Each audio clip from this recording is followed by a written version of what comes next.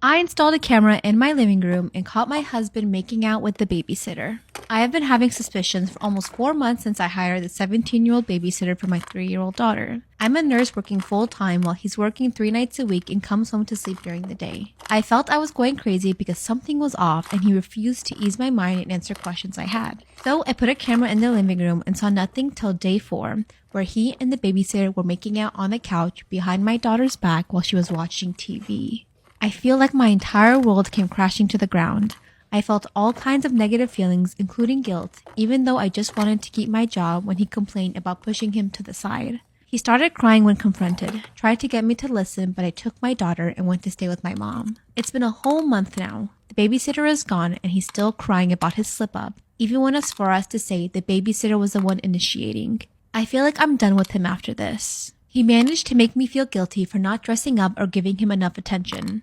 I do strongly believe I bear part of the blame in what happened. I feel disgusted and my mind and heart keep racing, not knowing how to deal with all of this. He's begging for a second chance and his family are defending him against me. I forgot to mention our ages. I'm 31 and he's 34. Time, how I found out one of my closest friends was spreading rumors about me. Flashback to little Kamaria in high school. I'm 5'2", you guys, so it really was little Kamaria at the time.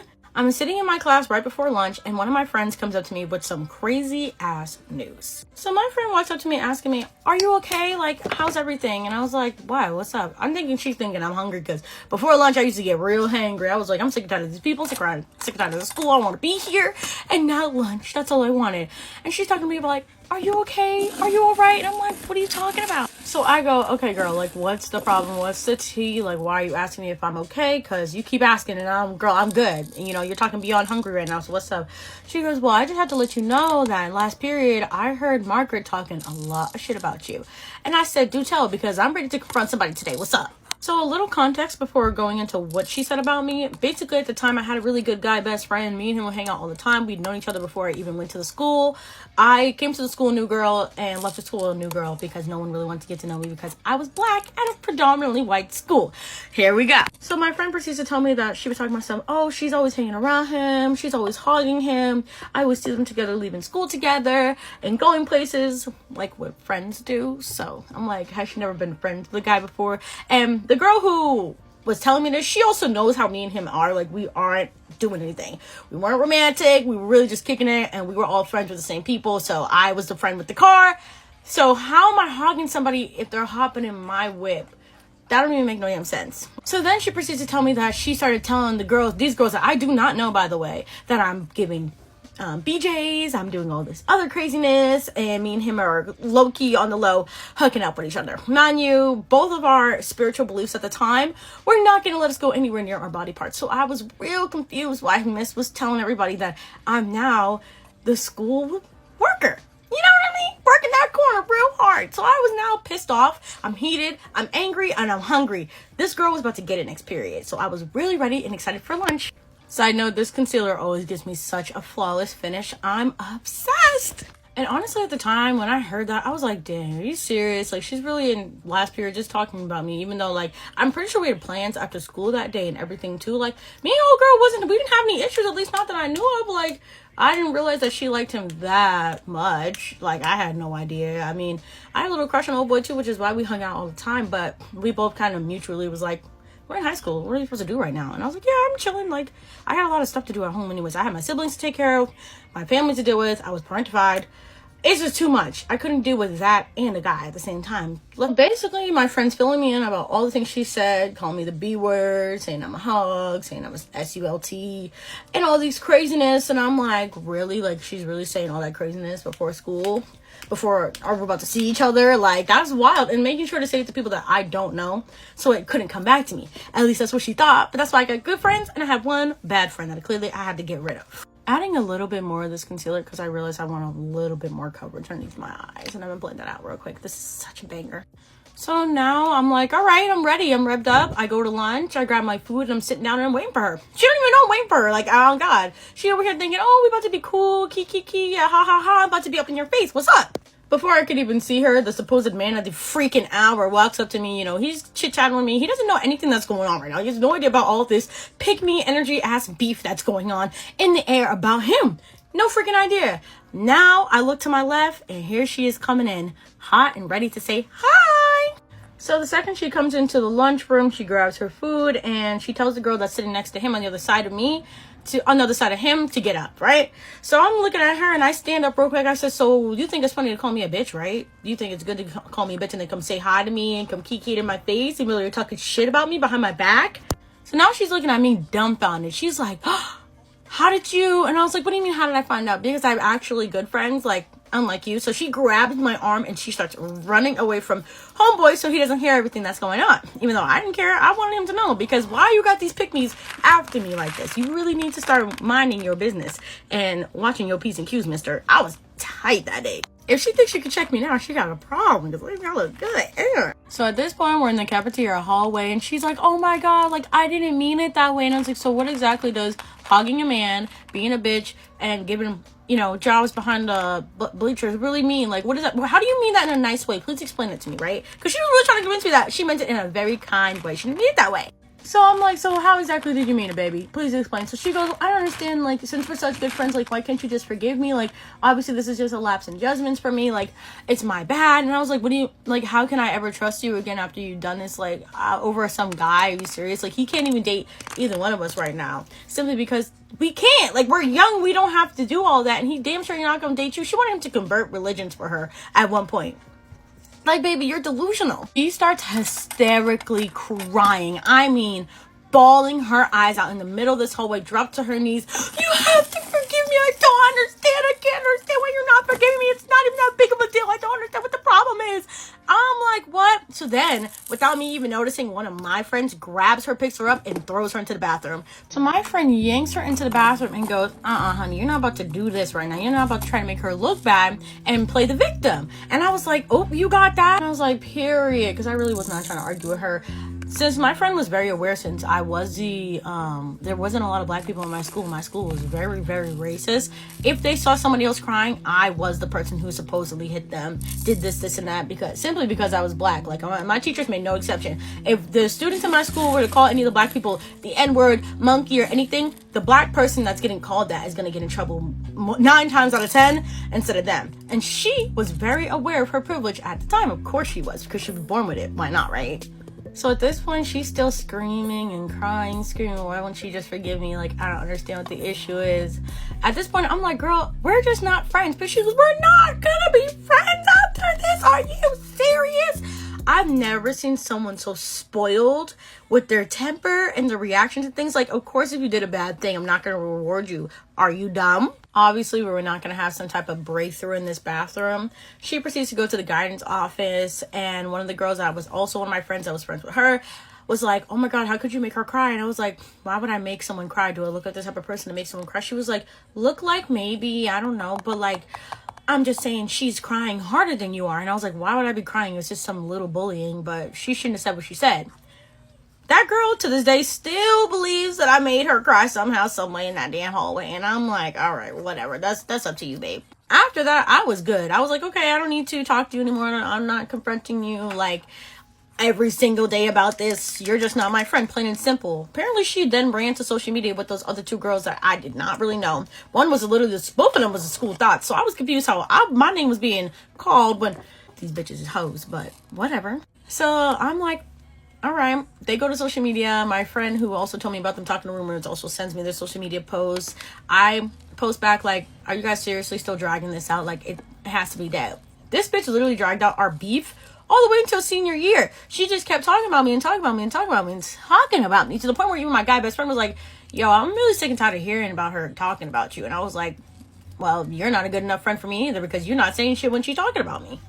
That year had a lot of cutoffs and I was grateful for it. After all that, she ran and told everybody that I was mad at her for throwing a Cheez-It at me in Spanish class, even though that was obviously not true. I was mad at her for spreading rumors and lies about me. But it's okay, because even to this day, she still stalks all of my social media accounts on all 3 of her social media accounts. I just recently had to block all 3 of them. Hey, babe. How you doing, Margaret? Still doing good? Still lying on everybody? Still lurking? Am I the asshole for not letting my mother-in-law and father-in-law help me with the baby after their reaction to me being injured? I, 21 female, have a 7-month-old son with my boyfriend. My family lives abroad and they're coming to stay and help around Christmas time. For now, my mother-in-law, Deborah, and my father-in-law, Bob, both in their 60s, are helping me with household stuff and the baby. So far, we haven't had any real issues and they've been a massive help. About 3 weeks ago, I fell down the stairs. I wasn't holding the baby and the baby was safe. However, instead of helping me, Deborah and Bob both jumped to comfort the baby that was crying, and they left me at the bottom of the stairs. My legs were fine, but I was wobbly because of shock, and I asked them to come and help me up. After nearly 10 minutes of being ignored, I managed to stand up on my own and hobble through the living room. I sat down, and Deborah says, "What happened to you?" I'll admit, I just saw red. I said, "I fell down the stairs. Didn't you hear me calling for your help?" Deborah's eyes widened, and she said she was too busy fussing over the baby. After an hour, my arm was swelling up, and I was taken to the hospital. Luckily, it was nothing serious, and the recovery time will be quick. After my boyfriend got home and his parents left, I told him I no longer wanted their help after today's events. I can manage on my own, even though it's going to be hard. He was taken aback and said they've done a lot for us. I said that I appreciated it all, but they ignored me crying and calling them for 10 minutes after I fell down the stairs. They didn't care about me, only the baby, and I was embarrassed that I didn't see it sooner. He called his parents to let them know that we won't need their help anymore, and his dad said, "Was it about today? We really didn't hear her." My boyfriend just told them they're invited to Sunday roast this week, and that's it. I could tell he wasn't happy about my decision, but he said he went along with it because I'm the mother. Fast forward to Sunday, and my brother-in-law and sister-in-law are guests as well. Sister-in-law has a 3-year-old and is totally on my side, but brother-in-law isn't. He told me to be grateful for his parents' support as they're significantly more well-off than my parents, and they paid for many newborn/infant expenses, and they plan to pay for many more as the baby grows. Since then, Deborah keeps calling to ask if we need any help and says that she feels awful not seeing the both of us and that she misses the baby. Am I the asshole for not wanting them helping me in my day-to-day life? Edit. Was the baby crying loudly enough that it was a possibility that they didn't hear me? No way. The baby stopped crying after 10 seconds and the stairs are like 2 meters away from the living room. There's absolutely zero way they couldn't have heard me. 1, I screamed as I fell. 2, the general noise of someone falling, including books falling and wall plates breaking. 3, me crying and shouting for help. I fell at the top of the stairs, and I fell all the way down. This wasn't a misstep and a bum shuffle down that hurt my pelvic bone. I fully fell down the stairs and cracked the banister. No way they didn't hear me. The baby also started crying after the initial smack when I hit the ground. Title of this story is "My Fiance's Mother Stole Our New Baby's Decorations and Gifts Right Off of Our Front Porch." My fiance's mother is a single mother that is overly attached to my fiance. She seems to think she is entitled to be a part of every aspect of my fiance and I's life, and that she must always come first in all situations. For example, she was livid when we got engaged because we did not visit her first after the proposal. She pitched a fit that we had stopped by my parents first to show them the ring. When we did arrive at her house, she was so angry that she ended up throwing a cake at us in her driveway. She has made my life a nightmare since we got together, but it became much worse when I got pregnant. She has made numerous attempts to convince my fiance to leave me because she doesn't believe I am pregnant with his baby. Her proof is that I was too fat, so I must be lying about the due date. These are just some of the many things she did to hurt and embarrass me. We have limited our contact with her as a result, but she always seems to find a way to weasel back in. Last week, I gave birth to a beautiful baby girl. My area is in full COVID lockdown, so both of our families were not able to come to the hospital and would likely not be able to visit in person for a while. My parents told me they planned to decorate the front of my house to welcome the baby home. My mom said she had ordered a bunch of things from Etsy for the occasion. When I arrived home, I was surprised to see that there were no decorations. I didn't think that much of it and just assumed my family had run out of time. It wasn't like them to forget, but assumed there was a good explanation. My mom called me after I was settled and asked how I liked the decorations and presents. I asked her what she was talking about and told her that there was nothing outside when I got home. My mom proceeded to text me several pictures of my house fully decorated in pink baby gear. I also noticed several wrapped presents on my porch and the picture. They were also missing, along with a large banner, balloon arrangements, and several other decorations. My mother told me one of the presents contained a little sweater knitted by my grandma that I wore as a baby. I had been looking forward to receiving this and and passing it on to my daughter. I was extremely confused as we live in a rural area, so porch pirates are not very common. I asked my fiance to check our security camera. Oh shit, I knew it. They had a camera. He pulled up the footage and we were both shocked with what we saw. We saw his mother taking everything down and putting it all in her car. The footage was very clear and you can easily see her license plate in the video. My fiance was livid and immediately called his mother. She tried to deny it at first, but soon admitted what she had done. She claimed she was angry that she was not given the opportunity to decorate our house herself. She said my family had insulted her by excluding her. She began to cry about how horrible we are to her. My fiancé was not having it. He said she had 1 hour to bring everything back to our place or he would call the police. She then laughed and said that she had already thrown everything into a donation bin. My fiance has already driven around to several donation bins in the area to check, but hasn't found anything yet. My fiance and I now agree that she will have no contact with our child in the future. I am beyond done with her, and I just hope this is all over. That's the end of the effing story, y'all. I'll tell y'all the story of how I broke up with my boyfriend while he was on family vacation with me. So we dated from the end of my freshman year to about halfway through my senior year in high school. And he was a year older than me. So when I was a senior, he was a freshman in college. We knew that the transition of him being in college while I was still in high school would be tough, but we loved each other enough, trusted each other enough to want to make the little bit of distance work.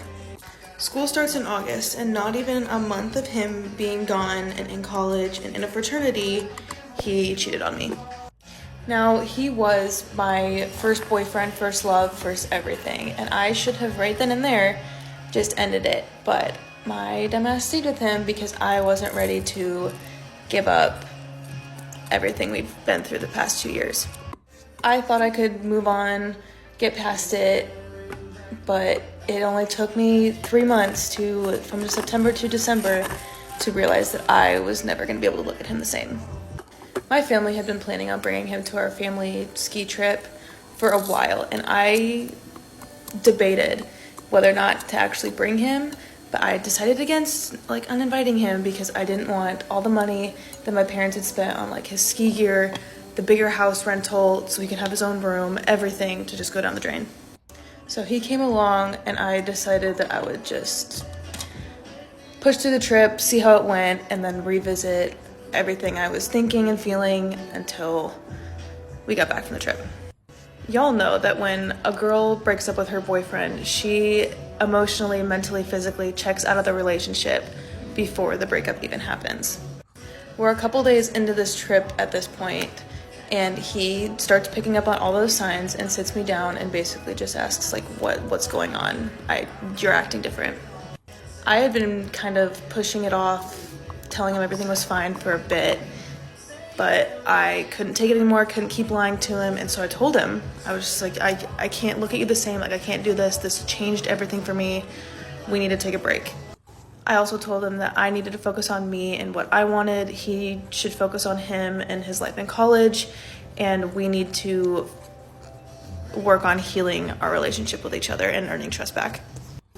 I was crying, he was crying, and we had to put a brave face on because we did not tell my parents until I didn't tell my parents until at least a week after we got back home. This conversation happened on day 4 of 6, so the next day and the 10-hour car ride home was very awkward. There isn't much left to say about this story. I got through the gist of it in the last video, but once we got home, we did try and talk about it. We hung out again to see if we could make it work. But I was already over it.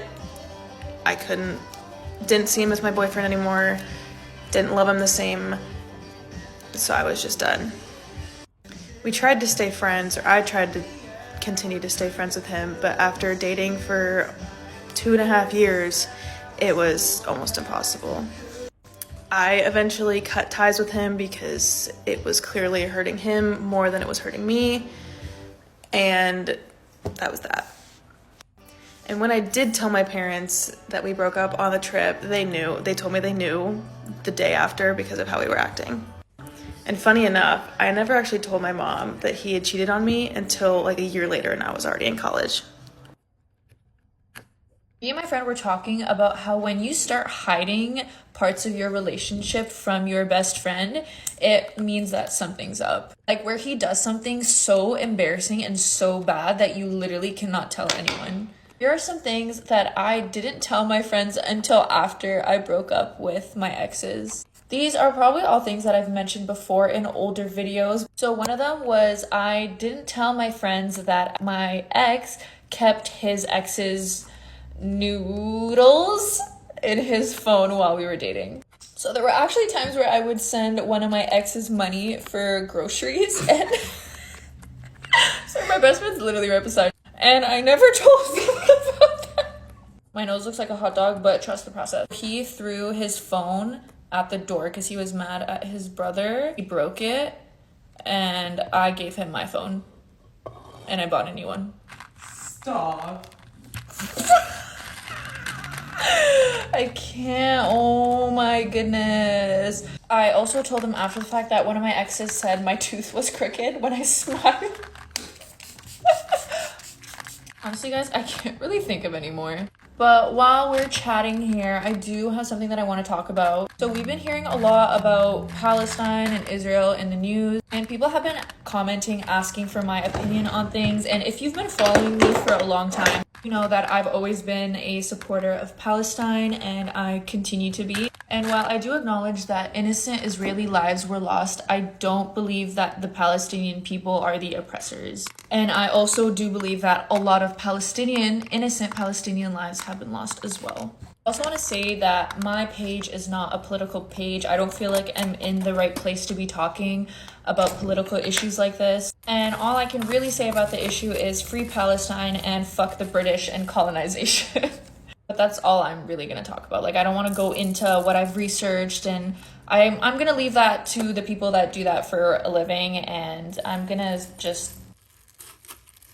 I fucked up, and I know I'm the asshole here. I made a very small oversight and now have a fairly large problem on my hands. So my father-in-law passed away years ago, and to put it bluntly, he was a terrible human being. My wife and in-laws may disagree with me, but our lives are much better off with him being gone. So my wife and I completed a remodel of our house earlier this year. As we progressed with the remodel, our basement became the holding space for all the stuff we wanted to get rid of. My wife knew this and knew that at some point the basement was going to be gutted. My wife had put my late father-in-law's cremated ashes in the basement. Because I was not aware of this, his ashes were thrown in the dumpster with all the other junk. This was brought to my attention because nearly a decade after his death, my mother-in-law decided to purchase a grave marker and now wants to bury my father-in-law's ashes. My wife told me this and asked where her dad's ashes were placed, and in that moment, I discovered that I had fucked up. My mother-in-law has randomly decided to create a grave. My wife is ready to get his ashes buried. So I told her that they were most likely in our storage unit across town. So the way I see it, I have 3 options and they all suck. Option 1, come clean and brace for impact. There's a chance she will accept that she was the one who put the ashes there without telling me, but it's not likely. Option 2, stage a fake break-in at the storage unit and tell her that the box his ashes were in was one of the things stolen. Option 3, buy a duplicate urn, fill it with a blend of concrete mix and campfire ashes, let my in-laws bury it in the plot, and keep that secret until death. I'm really leaning towards option 3 at this point. What are y'all's thoughts? Get ready with me, story time as to how my day yesterday went yesterday. And yes, you're gonna wanna stay tuned because yes, this is crazy. So basically, yesterday morning, I woke up at 8 in the morning. And I was extremely annoyed because I was supposed to wake up at 8:05. Immediately, I get this call from my boss. We don't like her, by the way.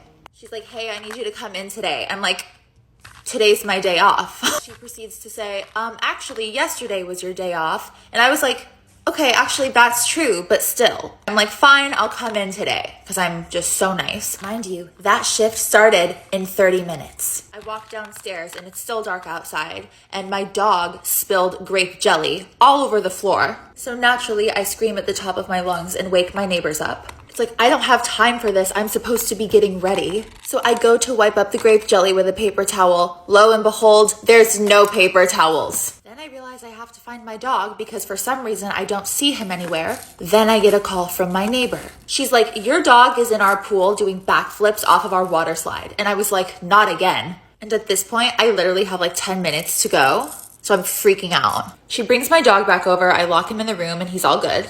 I try to order an Uber to get to work like I always do. And there were none in my area.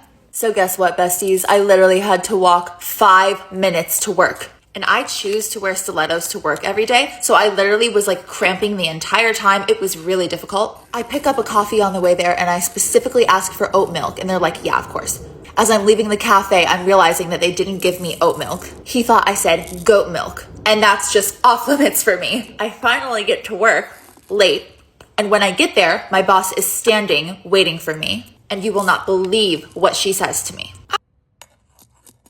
A way I met guys back in the day was hitting on bartenders, and I think a lot of people are sleeping on this. A few years ago, me and my friend are single. I'm like, let's go hunting for game, sister. Let's go hit on some bartenders. We pull up to this new bar. It was, you could tell it was trendy. You could tell the guys working there were tatted up. They looked hot. And sure enough, the bartender's like the hottest guy we've ever seen. He's like tatted head to toe. He's just sexy. He's got muscles. Like, what the hell? I'm like, babe, this is it right here. Let's sidle up to the bar, sit down, start chatting. Sure enough, we get into a rapport. Boom, I get a free drink. Boom, she gets a free drink. Now the question is, who's going to take this stallion home? Well, first we have to establish that he's single. Back and forth, back and forth. Oh, he's single. Oh, you want one of our numbers? Me and her get drunk and we're like, let's let him choose. Let's give him both our numbers and see who he texts. I forget how this happened, but he came back to the bar and we're like, listen, man, we both think you're cute. So we're just going to give you both our numbers and you can choose. He was like, that seems like it's a recipe for disaster. I'm like, no, we've done this before because this friend and I have shared a few lovers. My friend's like, holy shit, that's epic. I'm like, man, you can go to any bar in the city and do this. As long as they don't have a girlfriend. Like, you can just do this with anyone. Shooting fish in a fucking barrel. Anyway, he's a gentleman. He texts us both. For whatever reason, I was out, so I messaged her. I'm like, did he text you? She's like, yeah. Did he text you? I'm like, yeah, but I'm out. She's like, okay, I'll go for it. So she goes for it. She ends up hooking up with him. And let me just say, this friend was in med school and she had to like read a bunch of theories and like dissertation. Well, don't ask me exactly what she was doing. I'm obviously not a doctor. Only a male bartender would have the gall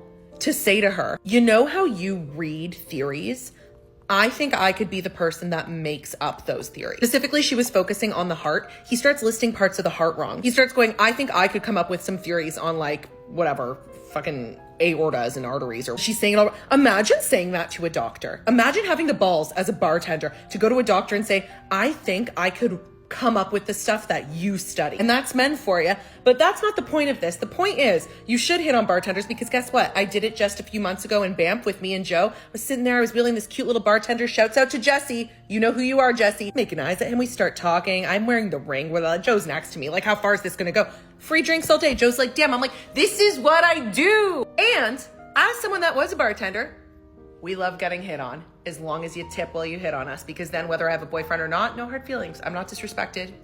Come to mom. Anyway, if you're single, get your ass to a bar, find a chic place downtown, park it, order a sour, and get to work.